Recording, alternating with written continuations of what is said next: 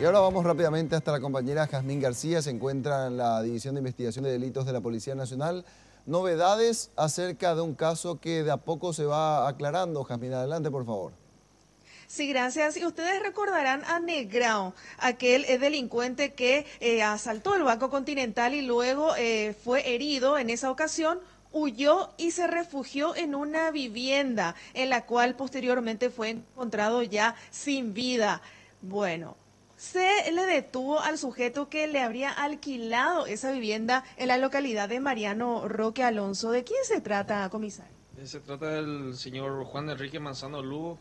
Esta persona tiene orden de captura continuando con el trabajo investigativo. La Policía Nacional, a través de la División Bancaria del Departamento de Delitos Económicos y Financieros y también otras dependencias investigativas de la Policía Nacional, continuando el caso Continental, la ciudad de Luque, le ubicamos a esta persona en Puerto Falcón. Esta persona sería un eslabón de la banda delictiva integrada por Nelson Gustavo López, alias Yacarepó, y en la vivienda de esta persona se ubicó al tan mentado integrante del PSC de nombre Marco Antonio dos Santos, alias Negrao, a quien se le encontró muerto en la vivienda de esta persona. Nosotros en este momento estamos continuando el trabajo investigativo y tratando de identificar a más integrantes de esta organización y también proceder a su detención. Para comprender mejor, este sujeto, Juan Enrique Manzano Lugo, ¿él era propietario de la vivienda o él alquiló la vivienda a su nombre para el refugio de Negrao? Él alquiló, él es propietario de esta vivienda donde se encontró muerto alias Negrao, y supuestamente él alquilaba la casa a dos personas brasileros. Sin embargo, al investigar comprobamos de que estas personas no existen. Entonces, él es responsable. Nosotros creemos que tiene grado de participación dentro de la organización, y es por ello que solicitamos la captura por esta persona y estamos investigando. Él se encontraba prácticamente escondido.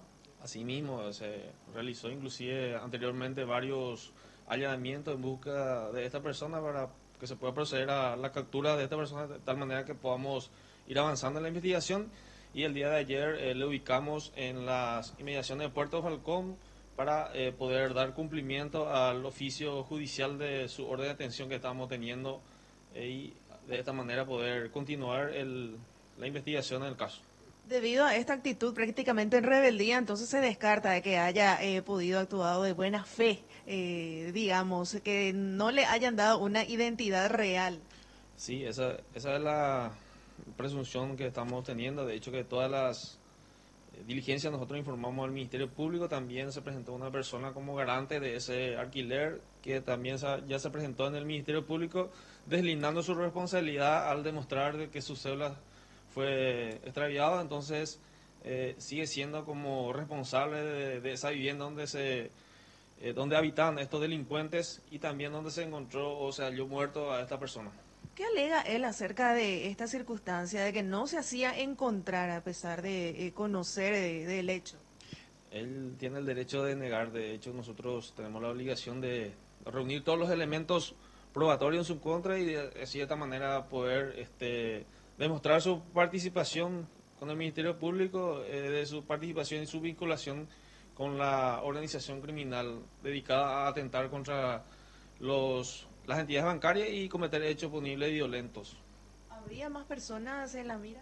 Asimismo, nosotros tenemos varias personas investigadas. De hecho, con la captura de esta persona, estamos avanzando la investigación y también viendo la participación de más integrantes, no solamente la parte operativa, sino también la logística de la banda. Muchísimas gracias. No sé si tienen alguna consulta en estudios para el subcomisario Oscar Vázquez. No, Jazmín, muchas gracias, quedó claro. Muchas Hasta gracias. luego. Bueno, para la policía entonces esta persona detenida no solamente estaba alquilando su vivienda, sino es parte de esta banda que se encargaba de asaltar entidades financieras y transportadores de caudales. Esta es la banda que se le atribuyó en su momento también a los hermanos Diógenes Martínez Vera y Aragón. Martínez Vera y Aragón. Diógenes es uno de los líderes.